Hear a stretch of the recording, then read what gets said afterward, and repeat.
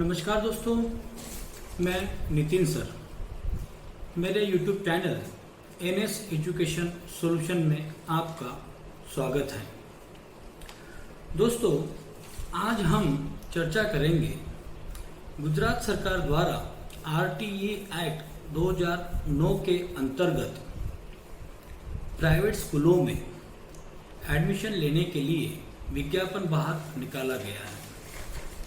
तो शैक्षणिक वर्ष 2022-23 के लिए RTE में कक्षा 1 के लिए एडमिशन कैसे लें, इससे संबंधित आज हम चर्चा करेंगे। आज हम इस वीडियो में चर्चा करेंगे कि इससे संबंधित चर्चा करेंगे जो माता पिता, जो पेरेंट्स, अभिभावक अपने बच्चों को RTE के कानून के अंतर्गत किसी भी निजी स्कूल में प्रवेश दिलाना चाहते हैं तो इस वीडियो को जरूर पूरा देखें। RTE के अंतर्गत प्रवेश मिलने पर सरकार के द्वारा कक्षा 8 तक पूरा का पूरा शैक्षणिक खर्च का भुगतान किया जाता है। अर्थात निजी स्कूलों में एडमिशन होने के बावजूद भी किसी प्रकार का कोई खर्च हमें करने की आवश्यकता होती नहीं है। तो दोस्तों, आज हम इस वीडियो में चर्चा करेंगे कि आवेदन कैसे करें, आवेदन कब करें, उसके साथ आवेदन करते समय कौन कौन से डॉक्यूमेंट की हमें आवश्यकता होती है। तीसरा कि RTE एक्ट 2009 के अंतर्गत आवेदन करते समय कौन कौन सी शर्तें होती हैं, उसको कैसे हमें पूरा करना होता है, तो हम देखेंगे।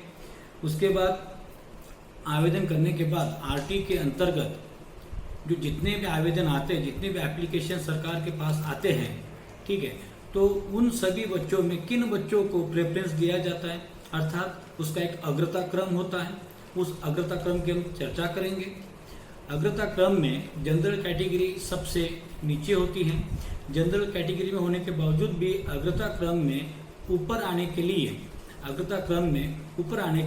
हमें क्या करना चाहिए, इससे संबंधित हम यहाँ पे चर्चा करेंगे।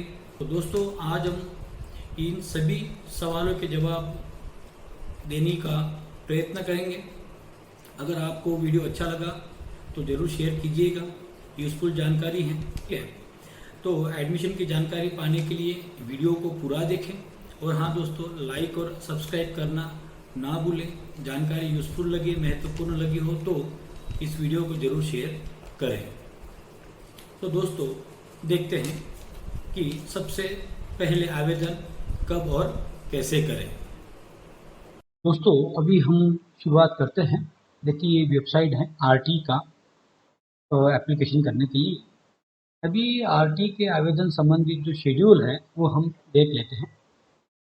देखो, अभी हमने ये ओपन किया है हमने। अब इसमें देखिए, जैसे अभी आज का तारीख है, तो आप देख सकते हैं कि 21 के दिन जैसे शेड्यूल है वैसे विज्ञापन आ गया, जाहिरात आ गई है।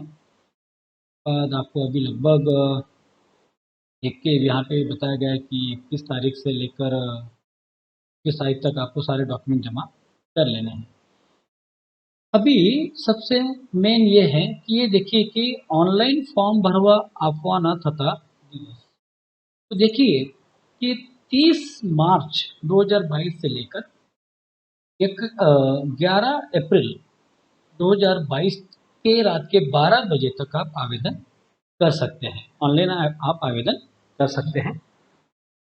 आवेदन करने के बाद आप यहाँ पे क्लियरली देख सकते हैं कि आवेदन करने के बाद यहाँ पे जिला कक्षा ऑनलाइन फॉर्म ની ચકાસણી કરી એપ્રુવ रिजेक्ट करवानो समय गाળો।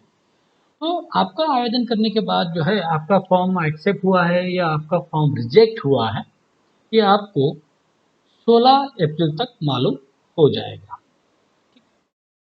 उसके बाद यहाँ पे देखिए कि अगर आपका फॉर्म एक्सेप्ट हुआ है, अगर एक्सेप्ट होने के बाद भी अगर उसमें कुछ डॉक्यूमेंट जोड़ने हैं, ठीक है, तो यहाँ पे ये आप देख सकते हैं कि कुछ डॉक्यूमेंट बाकी रह जाते हैं, कुछ क्वेरी आती है फॉर्म फिलअप करते समय, कुछ मिस्टेक हो जाती है।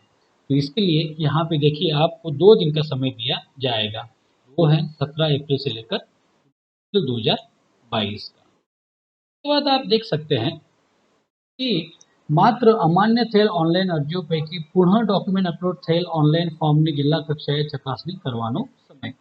अगर माने कि 16 तारीख तक आपका फॉर्म, मानो कि आपको मालूम होगा कि मेरा फॉर्म एक्सेप्ट नहीं हुआ है, रिजेक्ट हो गया है, आपने वापस फिर से अप्लाई किया है, तो वो जो है, वो जो फॉर्म है आपके, वैसे फॉर्म 17 अप्रैल से लेकर 21 अप्रैल के बीच में वापस आप वो फॉर्म को चेक किए जाएंगे और इस प्रकार से जो प्रवेश प्रक्रिया का जो फर्स्ट राउंड जो है वो 26 अप्रैल को बाहर आ जाएगा। तो अभी ये जो शेड्यूल है, इस शेड्यूल में सबसे महत्वपूर्ण अगर कुछ है तो वो है 30 मार्च 2022 से लेकर 11 एप्रिल 2022 तक आप ऑनलाइन आवेदन कर सकते हैं। એટલે કે ફરી હું ગુજરાતીમાં બોલું છું, બરાબર, આપણે હિન્દી અને ગુજરાતી મિક્સ કરીને આગળ વધીએ તો 30 માર્ચ 2022 થી લઈને 11 એપ્રિલ 2022 સુધી તમે ઓનલાઈન આવેદન કરી શકો છો, બરાબર। અને તમારું ફોર્મ માન્ય થયેલ છે કે અમાન્ય થયેલ છે એ 16 તારીખ સુધી તમને ખ્યાલ આવી જશે, તમને જાણ કરી દેવામાં આવશે। પછી જો ફર્સ્ટ રાઉન્ડ जो છે, हाँ सॉरी, વચ્ચે તમારો ફોર્મ માન્ય થયેલ છે કે અમાન્ય થયેલ છે, બરાબર। તો અમાન્ય જે અરજીઓ છે કે જે અરજીઓમાં કઈ ડોક્યુમેન્ટ કે દસ્તાવેજ ખૂટતા હશે તો એના માટે તમને પાછી એક તક આપવામાં આવશે અપલોડ કરવા માટે, એ છે 17 એપ્રિલથી 19 એપ્રિલ સુધી। એમાં ફોર્મ ભરતી સમયે કંઈ મિસ્ટેક થઈ ગયેલ હોય તો એના માટે તમને તક આપવામાં આવશે। તો પણ તમે યાદ રાખજો કે 30 તારીખથી ઓનલાઈન આવેદન ચાલુ થાય છે અને 26 એપ્રિલના દિવસે તમારું જે છે ફર્સ્ટ રાउंड બહાર આવી જશે કે છોકરાઓનો નંબર कई स्कूल में लागो है। अभी दोस्तों आगे हम देखेंगे कि आरटीई के अंतर्गत जब हम आवेदन करते हैं तो हमें कौन कौन से डॉक्यूमेंट्स की आवश्यकता होती है। ठीक है, तो यहाँ पे देखिए कि यहाँ पे बच्चों को 14 भागों में विभाजित किया गया है। अभी ये जो 14 कैटेगरीज जो है, इन 14 कैटेगरीज में कुछ जो डॉक्यूमेंट है, जो दस्तावेज है वो कॉमन है कि जैसे बच्चे का जन्म का प्रमाण पत्र हो गया, आपका एड्रेस प्रूफ हो गया, बच्चे का पासपोर्ट साइज का फोटो हो गया, आपका सिग्नेचर का नमूना हो गया, और उसके बाद आय सर्टिफिकेट भी होता है। लेकिन कुछ कैटेगरी में ही आय सर्टिफिकेट की आवश्यकता है, बाकी सब में आय सर्टिफिकेट की आवश्यकता नहीं है। अभी हम कुछ स्पेशल बातों, जो स्पेशल दस्तावेज हैं जो अलग से हमें चाहिए उसकी हम चर्चा करते हैं। अगर अनाथ बालक है तो उसके लिए चाइल्ड वेलफेयर कमेटी अर्थात CWC का जो प्रमाण पत्र है उसकी आवश्यकता है। उसके बाद जो संभाल और संरक्षण जरूरियात वाला जो बालक होते हैं उनके लिए भी चाइल्ड वेलफेयर कमेटी का सर्टिफिकेट की आवश्यकता है। बाकी दूसरी आवश्यकता नहीं। फिर कॉमन डॉक्यूमेंट है जो मैंने पहले बताया वो तो जोड़ना ही है। बाल गृह के बालकों के लिए भी वही सर्टिफिकेट की आवश्यकता है। उसके बाद जो लोग माइग्रेट होके आते हैं एक जगह से दूसरी जगह अर्थात स्थलांतरित होके आते हैं, वो जो मजदूरी करते हैं एक राज्य से दूसरे राज्य में, एक या फिर एक ही राज्य में एक जिले से दूसरे जिले में आते हैं, तो ऐसे जो मजदूर हैं, ऐसे जो स्थलांतरित जो मजदूर जिसे माइग्रेटेड लेबर कहते हैं, तो अगर वो माइग्रेटेड लेबर है और उनके बच्चे हैं तो उसके लिए जो है आपको जो लेबर और रोजगार विभाग जो होता है उसके अधिकारी का आपको प्रमाण पत्र आवश्यक होता है। अगर आपके पास ये प्रमाण पत्र है कि आप माइग्रेटेड हैं अन्य राज्य से या मतलब आप स्थलांतरित हैं और आप मजदूरी करते हैं, इसका अगर आपको प्रमाण पत्र मिल जाता है तो आपके बच्चों को अधिक प्रेफरेंस दिया जाता है। उसके बाद जो दिव्यांग बच्चे होते हैं तो दिव्यांग बच्चों के लिए जो कॉमन डॉक्यूमेंट है उसके साथ आपको सिविल सर्जन का प्रमाण पत्र अर्थात कोई भी 40% से अधिक दिव्यांग होगा, अपंग होगा तो ही वो मान्य रहेगा। उसके बाद जो एंटी रेट्रोवायरल थेरेपी जो बच्चे ले रहे हैं उनके लिए भी सिविल सर्जन का आपको प्रमाण पत्र आवश्यक होगा। उसके बाद फर्ज मतलब कि जो शहीद हुए जो सैनिक हैं, जो पुलिस है, जो शहीद होते हैं, ठीक है, तो उनके जो बच्चे हैं उनके लिए संबंधित जो विभाग है उसके अधिकारी का आपको प्रमाण पत्र लगेगा।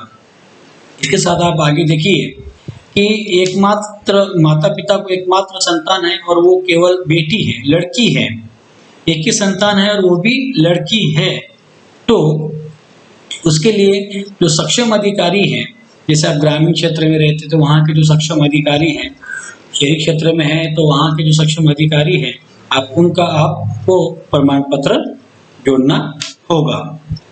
और उसके साथ में यहाँ पे आपको ये देखिए 8वीं कैटेगरी में आवकनो दाखलो अर्थात आय सर्टिफिकेट आपको जोड़ना है, ठीक है।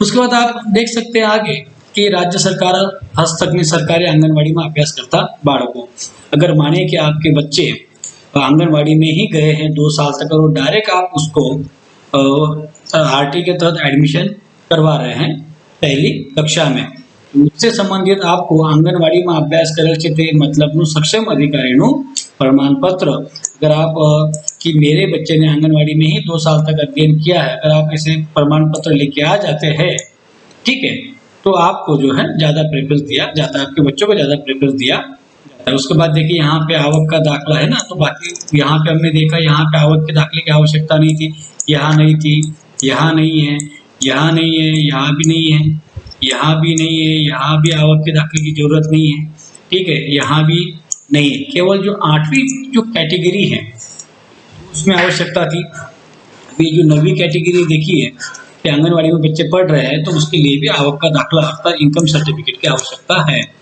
अभी जो बीपीएल परिवार जो है, ठीक है, जो बिलो पॉवर्टी लाइन में आते हैं, जो गरीबी रेखा के नीचे आते हैं, ऐसे SC ST SC BC general category या कोई भी कैटेगरी का हो, तो उनको बीपीएल यादी नंबर वालों प्रमाण पत्र अर्थात बीपीएल राशन कार्ड हम क्या करते हैं कि मोस्ट ऑफ हर साल हम बीपीएल कार्ड ही हम अटैच कर देते हैं, लेकिन हमें बीपीएल कार्ड अटैच नहीं करना है, वो मान्य नहीं होता, एक्सेप्ट नहीं किया जाता है। उसकी जगह आपका नंबर जो बीपीएल जो यादी होती है, जो लिस्ट होती है, उसका प्रमाण पत्र आपको इसमें जोड़ना है। वो जो है आपको जो सक्षम अधिकारी जो है वहाँ से आपको ये मिल जाएगा, संबंधित अधिकारी से मिल जाएगा। उसके बाद जाति का प्रमाण पत्र जो SC ST जो है, SC है ST है, इनके लिए आपको जाति प्रमाण पत्र आवश्यक है, अर्थात सॉरी। उसके बाद जो है आप देखिए कि जो कैटेगरी होती है जातिगत category SC ST OBC NT जो भी है, तो इन सब के लिए आपको जाति का दाखिला जोड़ना, कास्ट सर्टिफिकेट जोड़ना जरूरी है, ठीक है। अभी यहाँ देखिए 11वें नंबर में आवक सर्टिफिकेट बताया गया है, 12 नंबर में भी बताया गया है और 13 नंबर में भी बताया गया है। तो अभी आप देखिए ये जो लास्ट कैटेगरी है जनरल कैटेगरी, बिन अनामत वर्गना बाળકો, हम अभी इसकी चर्चा करेंगे। अभी देखिए अगर आप जनरल कैटेगरी में हैं, अभी मैं खुद अभी जनरल कैटेगरी के बच्चों को 3 भागों में डिवाइड कर रहा हूँ। एक वो बच्चे जो जनरल कैटेगरी में आते हैं परंतु वो बीपीएल कार्ड उनके पास है, बिलो पॉवर्टी लाइन में आते हैं, ठीक है। दूसरा जनरल कैटेगरी बच्चे जो सरकारी आंगनवाड़ी में पढ़े हैं वो बच्चे, ठीक है। तो और तीसरी कैटेगरी को जो जनरल कैटेगरी में आते हैं लेकिन उनको एक ही संतान है और वो है केवल लड़की। तो जनरल कैटेगरी के जो लोग हैं मोस्ट ऑफ जो अन्य राज्य से इस राज्य में आते हैं, अन्य राज्य से दूसरे राज्य में जाते हैं, ऐसे जो लोग हैं उनके लिए ये बात बहुत ही जरूरी है। तो जनरल कैटेगरी में जो लोग आते हैं उन लोगों को मैं खुद जो है 3 भागों में डिवाइड करता हूँ इस आवेदन करने के लिए। एक वो लोग हैं जो जनरल कैटेगरी में आते हैं लेकिन वो बिलो पॉवर्टी लाइन अर्थात जो बीपीएल में आते हैं, गरीबी रेखा के नीचे आते हैं। दूसरे वो लोग के जो जनरल कैटेगरी में आते हैं, ठीक है, लेकिन बिलो पॉवर्टी लाइन नहीं आते, लेकिन उनके बच्चे जो हैं वो सरकारी आंगनवाड़ी में 2 साल तक उन्होंने भेजा है वैसे बच्चे। और तीसरा कैटेगरी में खुद करता हूँ कि जनरल के ऐसे जनरल कैटेगरी के लोग कि जिनको एक ही संतान है और वो लड़की है, तो आपको बता दूं, अगर ऐसे अगर आपके तीनों में अगर आप कोई कैटेगरी में आते हैं तो संबंधित प्रमाण पत्र अगर आप जोड़ते हैं तो आपका नंबर 14 नंबर से सीधा उठ के आप सीधा ऊपर आ सकते हैं। कि जैसे ये 9 नंबर है, ये 10 नंबर है, ठीक है।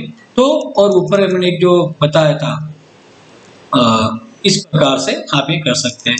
और चौथी कैटेगरी, सॉरी मैं भूल गया, और चौथी जो कैटेगरी है जनरल के लिए, जो हैंडीकैप, अगर आपके बच्चे हैंडीकैप है और आपके पास अगर प्रमाण पत्र है 40% से ज्यादा हैंडीकैप है तो उसको प्रेफरेंस दिया जाता है।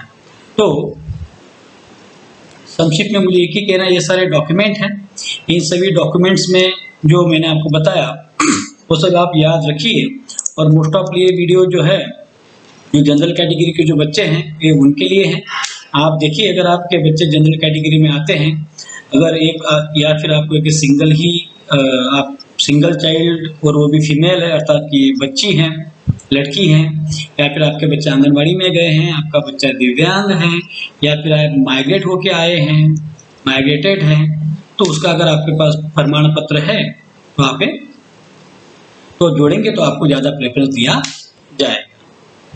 उसके बाद देखिए यहाँ पे आप देख सकते सभी जो डॉक्यूमेंट आपको ओरिजिनल ही अटैच करने हैं, अर्थात ओरिजिनल कॉपी स्कैन करके अटैच करने हैं, जेरोक्स वगैरह स्कैन करके अटैच करना नहीं है। और जो साइज हो 450 KB से कम होनी चाहिए। अगर एक से ज़्यादा डॉक्यूमेंट है तो PDF फाइल में अपलोड करनी है, जिसकी साइज जो है वो 5 MB से कम होनी चाहिए, ठीक है। ओके, ये सभी डॉक्यूमेंट्स के भी यहाँ पे आवश्यकता है। तो दोस्तों अभी हम बात करते हैं अग्रता क्रम की। देखिए, अग्रता क्रम क्या होता है ये मैं आपको बताऊंगा। सबसे फर्स्ट जो है मैं आपको बता दूं कि RTE एक्ट जो है ये उन लोगों के लिए है जो गरीब और वंचित जो है, ठीक है, समाज के जो कुछ ऐसे घटक है जो सामाजिक या आर्थिक रूप से वंचित होते हैं, उनके लिए यह योजना है, ये कानून उनके लिए है। तो अभी बहुत मुझे हर साल मुझे कॉल भी आते हैं कि सर हमारे बच्चे का नंबर नहीं लगा, तो फॉर्म भर दिया इसका मतलब नंबर लगेगा ही, ऐसा नहीं है।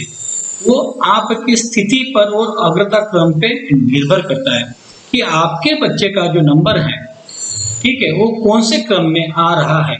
आपके बच्चे को या आपका जो आवेदन है उसको कितना प्रेफरेंस दिया जाएगा, उसको कितना महत्व दिया जाएगा, उसके ऊपर निर्भर करता है। तो ये जो स्कीम, ये जो योजना है, तो इस योजना में कौन से बच्चों को सबसे ऊपर अग्रता क्रम में रखा गया है वो हम देखेंगे। अर्थात कि RTE एक्ट 2009 के अनुसार गुजरात में जो अग्रता क्रम किस प्रकार से है उसके हम यहाँ पे चर्चा करेंगे। तो अभी आप यहाँ पे देख सकते हैं कि अग्रता क्रम में कि सबसे फर्स्ट जो है वो अनाथ बालक जो होते हैं उनको दिया गया है। अर्थात कोई अनाथ बालक है तो उसको सबसे पहले नंबर उसका लगेगा। उसके बाद जो संभाल अणे संरक्षण जरूरत वाले जो बालक होते हैं उनका नंबर लगेगा। फिर तीसरा है बाल गृह में जो बच्चे रहते हैं उनका नंबर लगेगा। चौथा है बाल मजूर करते जो बच्चे करते हैं या फिर ऐसे मजूर जो एक राज्य से दूसरे राज्य में आए हैं और मजूरी करते हैं या फिर एक ही राज्य में एक जगह से दूसरी जगह स्थलांतरित हुए हैं, उनको चौथा नंबर दिया जाता है। उसके बाद आप यहाँ जो बच्चे विकलांग हैं उनको भी उनको 5वां नंबर यहाँ पे दिया गया है। उसके बाद रेट्रोवायरल थेरेपी जो बच्चे ले रहे हैं उनको यहाँ पे देखिए 6ठा नंबर दिया गया है, 6 नंबर पे है। 7वें नंबर पे आप देख सकते जो शहीद हुए हैं, चाहे पुलिस हो आर्मी हो, संक्षिप्त में बता रहा हूँ, उनके जो बच्चे हैं उनको 7वें नंबर पे रखा गया है। 8वें नंबर पे आप देख सकते हैं कि ऐसे माता पिता की जिनको एक ही संतान है लेकिन वो लड़की है, तो ऐसे बच्चे को 8वें नंबर पे प्रेफरेंस दिया गया है। 9वें नंबर पे आप देख सकते हैं कि ऐसे बच्चे चाहे आप कोई भी कैटेगरी में आते हो लेकिन वो बच्चे अगर आंगनवाड़ी में 2 साल तक गए हैं और अभ्यास किया है तो ऐसे बच्चों को जो है 9वें नंबर पे रखा गया है। इसके लिए आपको सक्षम अधिकारी का आपको दाखिला लाना होता है। 10वें नंबर पे जो BPL कार्ड जो रखते हैं या जिन परिवार के पास बीपीएल कार्ड है, बिलो पॉवर्टी लाइन, गरीबी रेखा के नीचे जो लोग आते हैं, ठीक है, तो उनको 10वां नंबर दिया गया है। 11वें नंबर पर एससी और एसटी कैटेगरी को रखा गया है। 12वें नंबर पर ओबीसी और एनटी कैटेगरी को रखा गया है। और जो 13 नंबर जो है, 13 नंबर पे आप देखिए कि जो जनरल कैटेगरी है, जो बिन अनामत है, जो जनरल है, ठीक है, ओपन कैटेगरी को 13 नंबर पे रखा गया है। और यहाँ पे देखिए, यहाँ पे एक बहुत इंपॉर्टेंट नोट दी गई है, आप देख सकते हैं कि कैटेगरी 8 अग्रता क्रम में 8, 9, 11 और 12 और 13, ठीक है। अभी ये जो 5 कैटेगरी है, इन 5 कैटेगरी में ही आपको इनकम सर्टिफिकेट अर्थात आवक का दाखला, आय प्रमाण पत्र की आवश्यकता है। बाकी किसी कैटेगरी में आपको आय सर्टिफिकेट देने की आवश्यकता नहीं है। जैसे आप देखिए, यहाँ पे ग्रामीण क्षेत्र के लिए 1,20,000 की मर्यादा दी गई है और शहरी क्षेत्र के लिए 1,50,000 की मर्यादा दी गई है। तो फॉर्म भरते समय जब भी, अभी देखिए, जो भी अभिभावक होते हैं, जो पेरेंट्स होते हैं, वो फॉर्म भरते समय पूरी सूचनाओं को पढ़ते नहीं, और जो लोग फॉर्म भरते हैं उनको भी इससे संबंधित ज़्यादा जानकारी होती नहीं है। इसीलिए आप स्पेशल कैटेगरी में आने के बावजूद भी आपके बच्चे का नंबर लगता नहीं है, आपके बच्चे को निजी स्कूल में एडमिशन मिलता नहीं है। जैसे मैं आपको एग्जाम्पल बताता हूँ कि 2019 की बात है, 2019 में मेरा एक फ्रेंड है, मेरे फ्रेंड को एक ही लड़की है, ठीक है। तो उस समय मैं भी इतना नहीं जानता था, मतलब मैंने भी इसको रीडिंग नहीं किया था, इस पूरे एक्ट को। तो उसने जनरल कैटेगरी में फॉर्म भर दिया, 1,50,000 का आवक का दाखिला बनवा कर उसने एडमिशन ले लिया, ठीक है। लेकिन उसको एकमात्र संतान थी और वो लड़की है, ठीक है। तो अगर वो उस कैटेगरी में अगर फॉर्म भरता तो उसका नंबर लग जाता, लेकिन क्या हुआ कि उसके बावजूद उसका नंबर नहीं लगा उसकी लड़की का। तो इन बातों का हमें ध्यान में रखना बहुत ही जरूरी है। इसलिए मैं अलग से इस वीडियो के बाद में अलग से जो है जनरल कैटेगरी के बच्चों को हम किस प्रकार से ऊपर के अग्रता टर्म में ला सकते हैं, इससे संबंधित मैं एक अलग से स्वीट और शॉर्ट वीडियो में बनाऊंगा। दोस्तों, अभी फॉर्म भरते वक्त जो आवश्यक सूचनाएं हैं उसको हम देख लेते हैं। देखिए, सबसे फर्स्ट जो है, फॉर्म भरने से पहले आप खुद जो है सारी सूचनाओं को रीडिंग कर ले, ठीक है, समझ लें। अगर आपको पढ़ना लिखना नहीं आता है, माता पिता को, जो आपके जो जानकार मित्र होंगे, पहचान वाले होंगे, आप उनसे एक बार पूरी सलाह ले ले, पूरी जानकारी प्राप्त कर ले। फॉर्म भरने में ज़्यादा हड़बड़ी या जल्दी करना नहीं है। दूसरा, जो एड्रेस प्रूफ का जो मसला आता है बहुत इम्पोर्टेंट है। क्यों? क्योंकि जैसे कि जो गुजरात में सूरत है, अहमदाबाद है, जो बड़ी बड़ी जो शहर है, यहाँ पे अधिकतम जो लोग हैं वो अलग अलग राज्य से आके रहते हैं। दूसरी बात कि गुजरात के ही अलग अलग भागों के लोग, अलग अलग विस्तार और क्षेत्र के लोग इन शहरों में आके रहते हैं। तो उस समय एड्रेस प्रूफ होता है, उसकी समस्या बहुत आती है। तो उसमें कुछ ज़्यादा ये है नहीं, हर कोई व्यक्ति भाड़ा करार कर लेता है। हमें जो रेट एग्रीमेंट है, भाड़ा करार करने की हमें आवश्यकता नहीं, लेकिन है भी तो कब है वो आपको मैं बताता हूँ। देखिए, यहाँ पे स्पष्ट बताया गया है, अगर जिस बच्चे का हम फॉर्म भर रहे हैं, उस बच्चे का जो पिता है, उस पिता का आधार कार्ड है, पासपोर्ट है, या फिर बिजली का बिल है, पानी का बिल है, या वोटिंग आईडी कार्ड है, रेशन कार्ड है, इसमें से कोई भी एक प्रूफ अगर आपके पास है एड्रेस का जो आप डालना चाहते हैं, तो आपको भाड़ा करार करने की आवश्यकता नहीं है। लेकिन बच्चे के पिता के नाम से या फिर जो एड्रेस जो है उसमें आपके पास आधार कार्ड, बिजली बिल, इन सब में एड्रेस अलग है, और आपको दूसरे एड्रेस को से आपको अगर फॉर्म फिलअप करना है, तो उस समय आपको भाड़ा करार करना होता है। लेकिन कौन सा भाड़ा करार एक्सेप्ट होता है? जनरली हम क्या करते हैं कि सौगंधनामा हम बना लेते हैं, तो वो मान्य नहीं होता है। यहाँ पे स्पष्ट उल्लेख आप देख सकते हैं कि नोटराइज भाड़ा करार मान्य गना से नहीं। तो कौन सा होता है कि જો ઉપર મુજબના આધાર પૈકી એક પણ ડોક્યુમેન્ટ ન હોય તેવા સંજોગોમાં રજિસ્ટર્ડ ભાડા કરાર ગુજરાત સ્ટેમ્પ એક્ટ 1958 મુજબ નોંધાયેલ ભાડા કરાર તથા સંબંધિત પોલીસ સ્ટેશનમાં જમા કરાવ્યાના આધાર સાથેનો भाड़ा करार मान्य गणवामा आवशे। बाकी जो सोगंदनामा होता है ओनली वो सब मान्य होता नहीं है। ठीक है, उसके बाद मेन सवाल आता है कौन सी स्कूल को हम का नाम लिखें या प्रेफरेंस दें, चॉइस करें, पसंदगी करें। तो दोस्तों मैं आपको बताता हूँ कि स्कूल पसंद करते समय हड़बड़ी करनी नहीं है।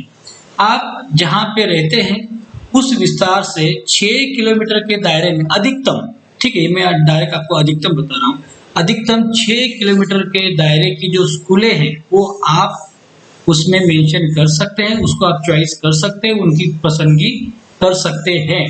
लेकिन पसंदगी करते समय आपको जो स्कूलों की जो पसंदगी है वो भी सोच विचार के करनी है कि जैसे अगर मानो कि आपको कोई एक स्कूल अच्छा लगता है तो उस स्कूल को आप सबसे ऊपर रखें, उसके बाद अगर चलो ये नहीं मिला तो इसमें भी चलेगा तो उसको दूसरा नंबर दें, फिर मानो कि अगर ये नहीं तो भी तीसरा मुझे ये भी चलेगा तो तीसरा। इस प्रकार से आप आपके स्कूलों को आपके चॉइस के अनुसार क्रम लगाएं, 1 2 3 4, ये नहीं मिला चलो ये भी चलेगा। तो इस प्रकार से बाकी लोग क्या करते से मेरा अनुभव रहा है कि बाकी बहुत सारे लोग क्या करते हैं या फिर फॉर्म भरने वाले क्या करते हैं कि स्कूलों को चॉइस नहीं करते, सीधा कौन स्कूलों के नाम जो माता पिता जो हैं स्कूलों के नाम बता देते हैं वो उसके अनुसार मतलब क्रम आगे पीछे कर देते हैं। तो ऐसा नहीं है, आपको जो स्कूल में एडमिशन लेना है, जो स्कूल आपको अच्छा लगता है उसको आप अग्रता क्रम दें, आप खुद डिसाइड करें, उसको सबसे फर्स्ट रखें, फिर सेकंड, फिर थर्ड, फोर्थ, ऐसे आपको करना है। ठीक है, दूसरी बात कि आप जो भी फॉर्म भर रहे हैं वो पूरा का पूरा ध्यान पूर्वक फॉर्म भरें, उसमें बाद में फॉर्म अगर सबमिट हो जाता है तो आप उसमें करेक्शन नहीं कर सकते हैं। अगर मानो कि आपको कोई दिक्कत आती है, समस्या आती है, तो फिर यहाँ पे एक नंबर दिया गया है, एक नंबर दिया गया है, हेल्पलाइन नंबर है, एक हेल्पलाइन नंबर दिया गया है, उस पर संपर्क कर सकते हैं। तो दोस्तों ये सब होने के बाद आपने आवेदन कर दिया है, मान लेते हैं, उसके बाद आपका जो आवेदन है, आपका जो एप्लीकेशन है वो एक्सेप्ट हुआ है या नहीं हुआ है, ये जानने के लिए यहाँ पे आप देख सकते हैं ये जो वेबसाइट है, ठीक है, ये rte.orpgujarat.com पे जाना है। उसमें देखिए अर्जी की स्थिति यहाँ पे एक दिया गया है मेनू, उसमें जाना है। उसमें जाने के बाद आप देख सकते हैं, 1 मिनट ये ओपन हो रहा है, ब्राउज हो रहा है, नेट थोड़ा स्लो चल रहा है। तो यहाँ पे ये जो अर्जी की स्थिति, इसमें एक एप्लीकेशन नंबर आपको डाल देना है और बच्चे का जन्म तारीख उसमें मेंशन कर देना है। तो आप आपके अर्जी की स्थिति आप जान सकते हैं कि आपका एप्लीकेशन एक्सेप्ट हुआ है या नहीं हुआ है। बैड लक रहा है कि हमारा अभी नेट जो है एन समय पे बंद हो गया है। उसके बाद उसी प्रकार से आपका जो फॉर्म है जो आपने आवेदन कर दिया, अगर आपको उसको प्रिंट करना है तो उसी प्रकार से जो हमने अभी बताया उसके नीचे एक ऑप्शन था, उसमें जाना है, उसमें भी आपका एप्लीकेशन नंबर और आप बच्चे का जन्म तारीख डाल देना है। उसके बाद आप फॉर्म को प्रिंट कर सकते हैं। और आपने जो फॉर्म प्रिंट किया है वो फॉर्म आपको कहीं पर भी जमा करना नहीं है, वो आपके पास ही रखना है। इन बातों को आप याद रखें। उसके बाद जो एडमिट कार्ड होता है, अगर मानो कि आपके बच्चे का नंबर लग गया है किसी स्कूल में फाइनली, तो एडमिट कार्ड के लिए भी आपको वही करना है कि वहाँ पे एक एप्लीकेशन नंबर उस मेनू में जाना है उसमें और एप्लीकेशन नंबर डाल देना है। उसके बाद जो है जन्म तारीख डाल देनी, डेट ऑफ बर्थ, और एडमिट कार्ड बच्चे का लेके उस स्कूल में जमा कर देना है।